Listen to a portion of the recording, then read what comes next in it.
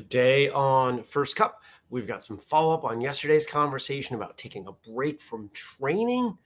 We're going to talk about my day yesterday, and there's other stuff that you all contributed, so stick around. We roll in 10.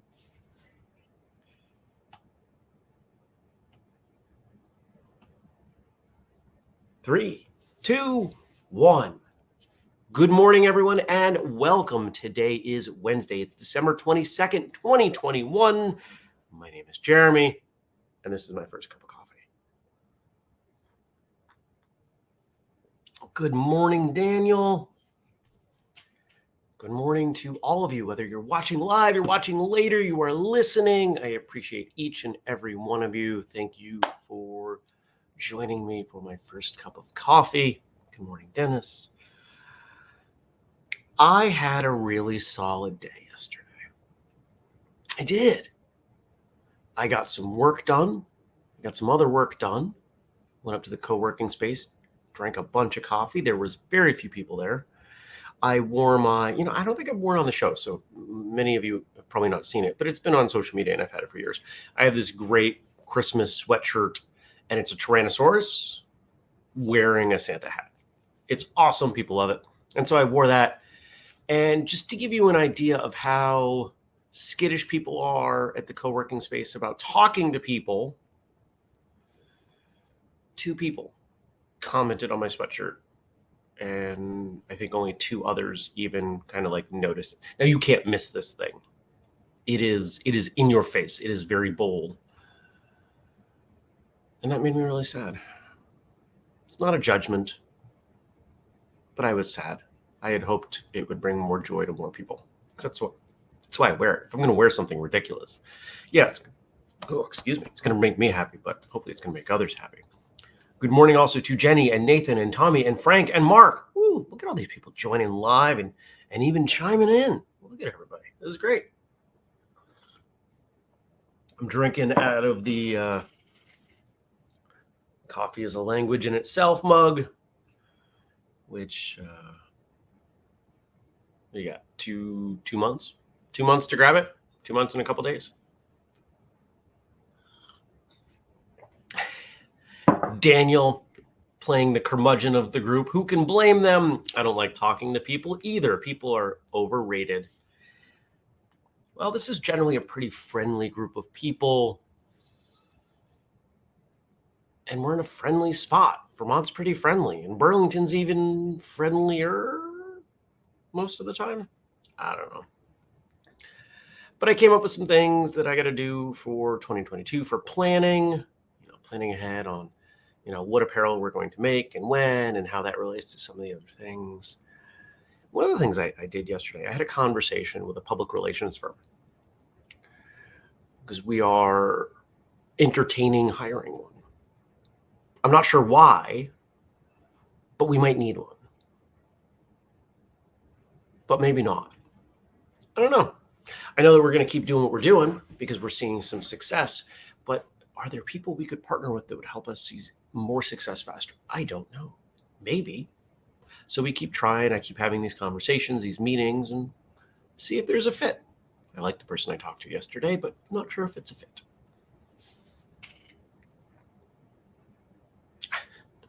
Jenny says her 17-year-old shares this philosophy with Daniel. Hey, you know what? I used to be like this too, but I found that I just wasn't spending time with the right people. The right people are worth spending time with. And you don't get to know if they're the right people unless you try having a conversation, unless you try engaging with them. Otherwise, you end up pretty lonely. Everything that's gone on in the last year and a half, do we call it 2 years yet? I'm not quite sure. I learned that living in the woods by myself with this lifestyle that I have only works if I get to leave. I didn't realize how much I liked people until I couldn't see people. And then there were days that the only people I saw were and they were in a car. So I'm glad I have that perspective now. I'm never going to be the biggest people person. I'm not the most social of individuals, but, I still appreciate being around people. How was your day yesterday? What did you do? What did you get done? What are you proud of? After work, I went to the gun range and was practicing. And the range officer said, "Hey, I see you're doing this. Try doing this." Oh, that was the missing piece. Yep, I put a picture of some of my targets up. And it's funny because as I'm getting better, the instructors, the range officers, the people around are surprised. I'm not. You're asking me to put my body in certain positions and breathe in a certain way and look in a certain direction. It's almost like I've been training for this my whole life. Oh, I've got a brace here. I got to do this.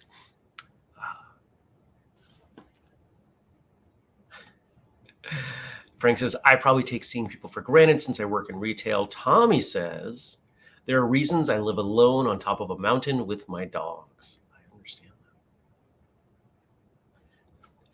that. You live in my idea of heaven, although I do assume you make moonshine. I will neither confirm nor deny my production of alcoholic spirits for consumption because that is illegal in the state of Vermont, actually illegal in the United States without a permit.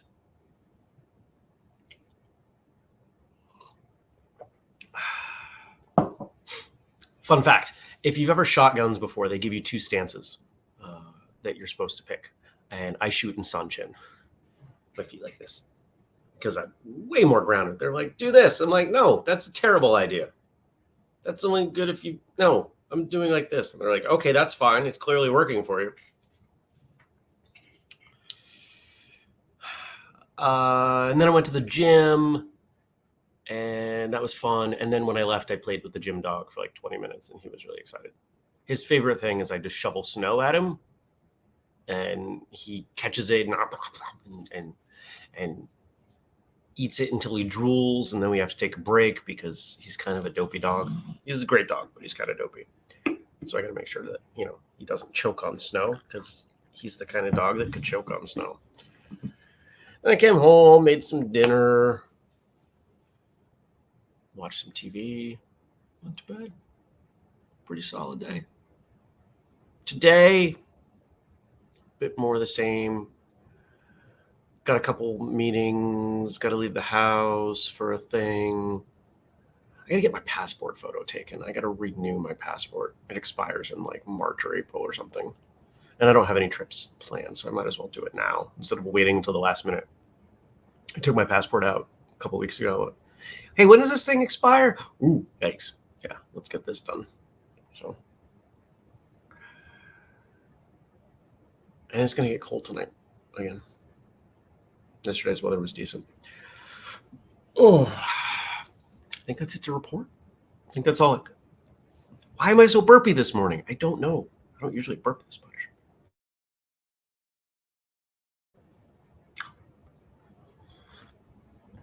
To those of you watching on Facebook, don't forget, please, every time you come on the show, like, thumbs up, heart, wow, whatever reaction you can. If you're watching on YouTube, those same things are valuable. You don't have as many choices. But if you do them, it helps spread the show. We had a really good thing going for a while where we had a bunch more people and we've kind of plateaued again. So I'm asking for your help to get us up a little bit. There we go. There they're coming in. Daniel says, fun fact, I'm 42 and don't have a passport. Never have. Jenny says, me too. I'm only 41. Well, I enjoy traveling. Haven't been able to do much of it, obviously. But would like to again someday. And if you have a passport and it expires, getting it renewed is a much bigger deal than if you renew it when it's valid, So, yeah. I think whether you look at it as, here's a question. I'm going to pose a question to everyone watching or listening. And I need your feedback on this. because I'm not quite sure. My personal views on self-defense involve a bit of what I would call preparedness. I've shown you knives. I've shown you, I put up videos on TikTok and such about using belts as a weapon and carrying flashlights and things like that. Should we do more of that? It's something that I'm personally passionate about. I carry a change of clothes in my car. I carry water in my car when I go somewhere. I have a small medical kit. Things that most people don't do, but I see a lot of overlap in the philosophy of the self-defense aspects of martial arts and those things. I'm not talking about building bunkers, but hey, let's be honest, if I had a whole bunch of extra money, I'd put a bunker in. Why not? Who doesn't want a bunker? I'm not talking about that. I'm not talking about the crazy TV shows that are out there and doing that kind of stuff. But I'm curious if people have interest in that, if that is a thing that we should occasionally blur the lines on or not.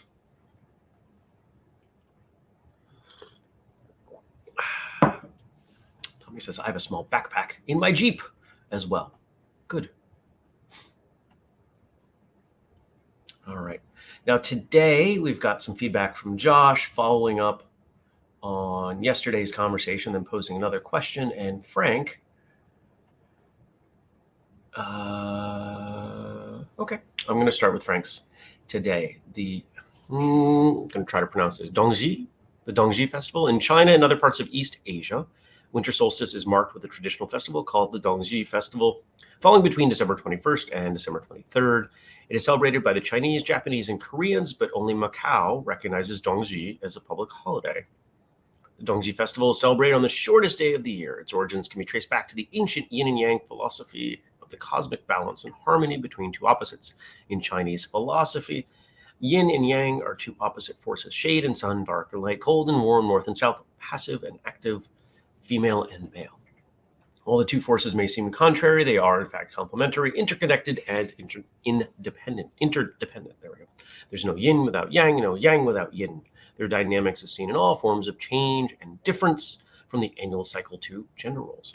People are not supposed to resist this duality or choose one of the forces. What really matters is the harmony between yin and yang. During the cold season, the dark yin energy prevails. Things begin to change during the Dongzhi solar term that marks the winter solstice. As days grow longer, the positive yang energy begins to flow in, and each day brings people closer to balance and harmony. The Dongzhi Festival marks this important milestone in the annual cycle. Originally an end of harvest festival, the present-day Dongzhi is a time for family reunions and get-togethers. One of the festival's traditions is the cooking and eating of tongyan, small balls made of glutinous rice. They are considered to be a symbol of family unity because their name is a homophone for the Chinese word for union. Tongyan are typically served as a dessert. They can be boiled or deep fried, white or brightly colored, plain or stuffed with sesame, sweet bean paste, tangerine peel, chopped peanuts, etc. Unfilled tongyan are usually served as part of tongsui, a sweet dessert soup. How am I doing with my Mandarin right now? I totally guess it. Each family member gets at least one large tongyan and several smaller ones. In northern China, people also eat savory dumplings on Dongzhi. This tradition is believed to have originated from Zhang Zhongjing, a physician, writer, and inventor of the Han Dynasty. According to legend, on a cold winter day, he encountered a poor man suffering from chilblains on his ears. I wonder what that is. Feeling sympathetic, Zhang Zhongjing ordered his apprentices to make ear-shaped dumplings filled with lamb and distribute them among the poor to keep them warm and prevent their ears from getting chilblains. Almost done. Old traditions require people from the same clan or sharing the same last name to worship their deceased ancestors on this day. Although not all Chinese follow this tradition anymore, Taiwanese people offer special 9-layer cakes made from rice flour as a ceremonial sacrifice to honor their ancestors. These cakes are shaped like animals that symbolize auspiciousness in Chinese traditions, such as chickens, ducks, pigs, cows, sheep, and tortoises. Another interesting custom in Taiwan is to eat hearty tonic foods such as mutton hot pot and ginger duck hot pot. Woo! Frank's making me practice my reading skills this morning.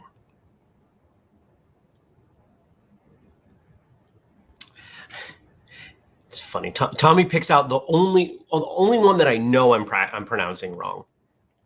Mandarin. Yang is pronounced yang. Other than that, not horrible.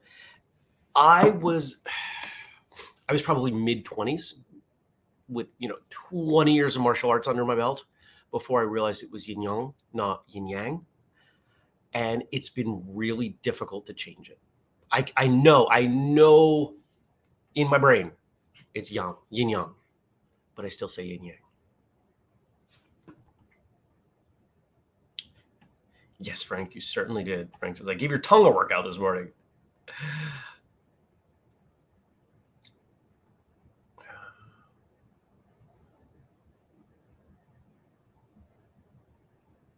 Dennis says, I was only 47 when I finally got my passport. Man. When did I get my first passport? When did I first travel overseas? I was 12. 12. We went to visit family in Spain and spent a couple days in London.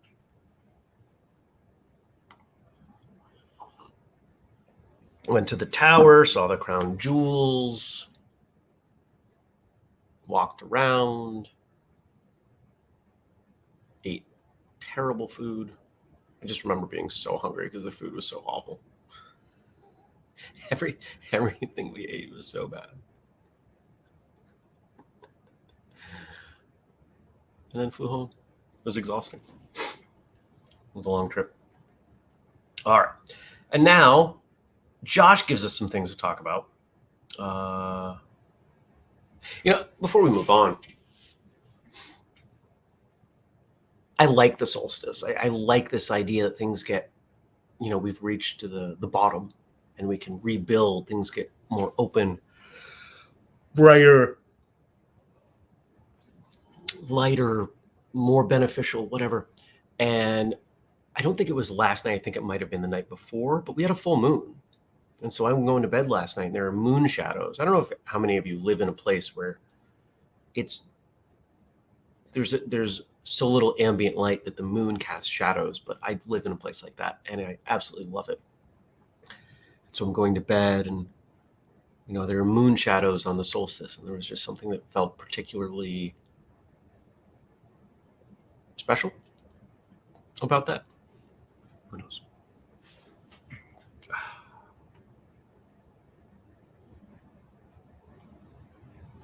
Daniel says, I've never been to London. It's 300 miles away.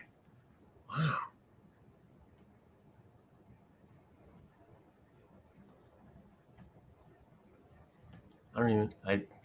I assume, I think for those of us who don't live in the UK, I think we assume everybody who's in England lives in London. Because if you look on a map of England, like London is huge, like what they draw out, at least in our versions, it's really big. London and the suburbs of London, it's kind of like Boston. Boston geographically is massive. At least what we call Boston. They're all, Dorchester is a separate town, but it's still Boston. It's a good example. All right. So Josh has been doing a great job of giving us stuff to chat about. I appreciate that. Helping Frank shoulder the load. Something I thought of when listening to yesterday's episode on taking a break. There are lots of ways to take a break from martial arts, and I don't think it needs to be a binary thing. You might take a break from training in one art to investigate another, or something complementary, like an activity that would enhance, for example, your strength, your cardiovascular fitness, etc. You might have to take a break due to an injury, but use that time to work on something else, like the mental parts of your training. Kind of how Bruce Lee's back injury gave him the time to compile years of notes into what would eventually become JKD. You might have a life event, like having a child, that makes it basically impossible to be in a training hall, so formal training is no longer possible for a time. When I was in medical school and residency, there was so little time for just getting basic needs met, and I never had regular hours, so during those years, I wasn't able to do any formal training in a school. But by that point, martial arts were such a part of my life, it never occurred to me to stop practicing. It just looked different. So I think it can take many forms depending on someone's unique circumstances. I completely agree. Do what you can with what you have where you are, right? Just because you're training does not mean you go to a spot and learn from an instructor for X hours and then go home. Does not mean that you cannot and are not training. And he goes on, thankfully, it is easier than ever for someone to continue learning, even if there are no teachers around. That said, what are the martial arts books that have had the most influence on your training? Mine, Josh's, would be Zen and the Martial Arts by Joe Hyams, and that's the one I'm going to pick as well. Stretching Scientifically by Tom Kurtz, Dynamic Stretching and Kicking by Bill Wallace, and a number of the Stephen K. Hayes books from the 80s that were in my local library. Well, if you're a longtime listener to martial arts radio, you know how much I love Zen and the Martial Arts. You know, and if you've read Martial Artist Handbook, you may have put together that Zen and the Martial Arts was kind of the inspiration I wanted to do.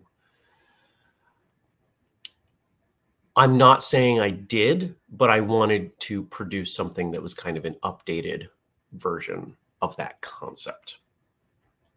I'm not saying it's as good. I don't think it's as good. There's an elegance to what Mr. Hyams wrote that I think I would need to probably cut half the pages in Martial Artist Handbook to try to get there. Maybe the second version. Maybe the next version will be a much smaller page count. Who knows?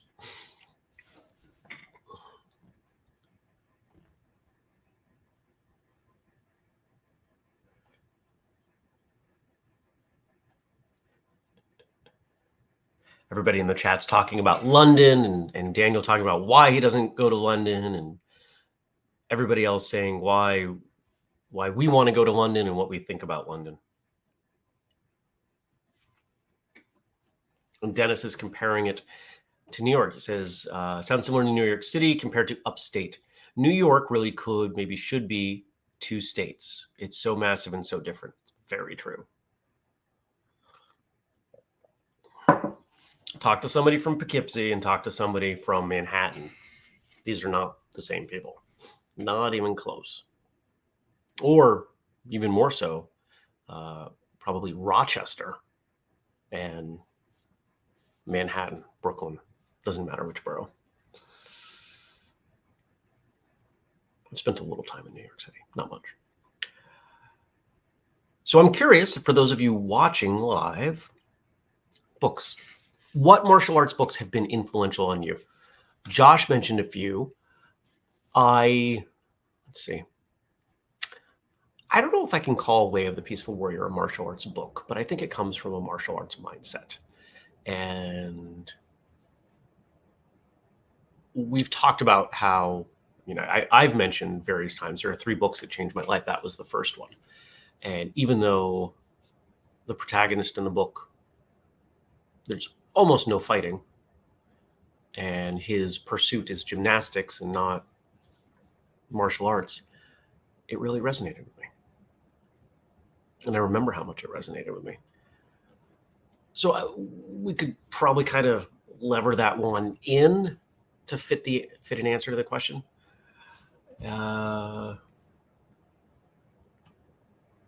Tommy says Zen and the martial arts was so profound for many of us, I would believe. I think so.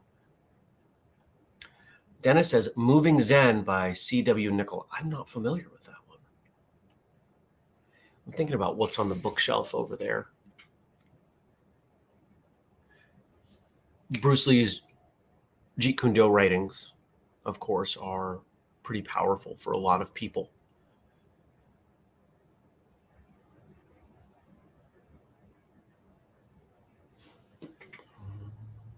Dennis says Zen in the Art of Archery by Eugene Herrigel. I'm unfamiliar with that one as well. Apparently Dennis is the scholar in the group. Maybe we need a martial arts book club. I'm not going to run it, and I'm not going to be able to participate. But if you guys want a martial arts book club, we could do that. Do we want to do that?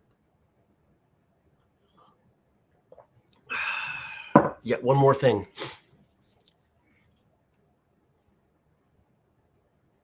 Jenny can run it, and then she could just make people read the books that we put out.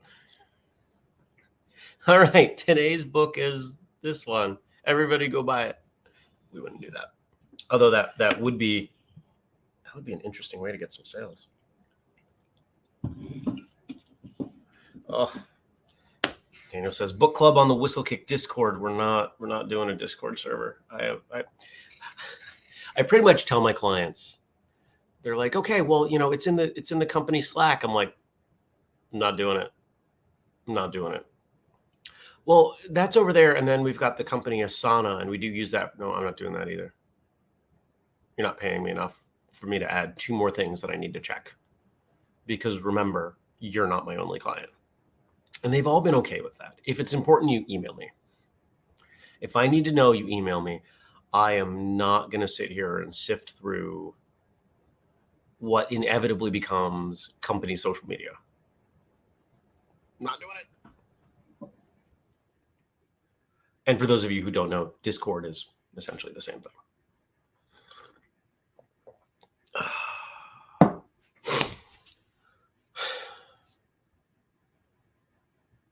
I think that's it. I think we're done. Cool. All right. So here's the deal. If you want to support us, like maybe grab this mug. This great mug. You can do it at whistlekick.com. You can use the code FirstCup15 to get 15% off. You can also, if you haven't, join the Patreon. What did I put up on Patreon yesterday? Was it yesterday? Oh, I put up a draft of the tour shirt. Rough draft of the tour shirt on Patreon for everyone. So if you want to see what's going on there, if you want to know, if you like knowing what's going on behind the scenes, if you like getting additional depth and context to what we do, why we do, to the company, to my life, etc., you really should be on Patreon. So check that out. And if you want the full list of all the things you can do to engage, to help, go to whistlekick.com/family. There's no link to it anywhere. You have to type it in because family sometimes means making things inconvenient for the people you love. Remember, we do the show every weekday, 6:30 a.m. U.S. Eastern Time on Facebook, on YouTube, and sometimes other places. And if you have questions, comments, feedback, facebook.com/firstcupwithjeremy, or you can always email me, jeremy@whistlekick.com. I appreciate each and every one of you. I hope you go forth and conquer whatever your goals are, whatever your tasks on your plate today. And I hope you have an enjoyable day. And if it's enjoying the conquering, cool. And if there are other things that are enjoyable that balance out the lack of enjoyment of the conquering, that's fine too. Hope to see you all back here tomorrow. It's Thursday. We got another episode. I'll see you then. Take care. Peace.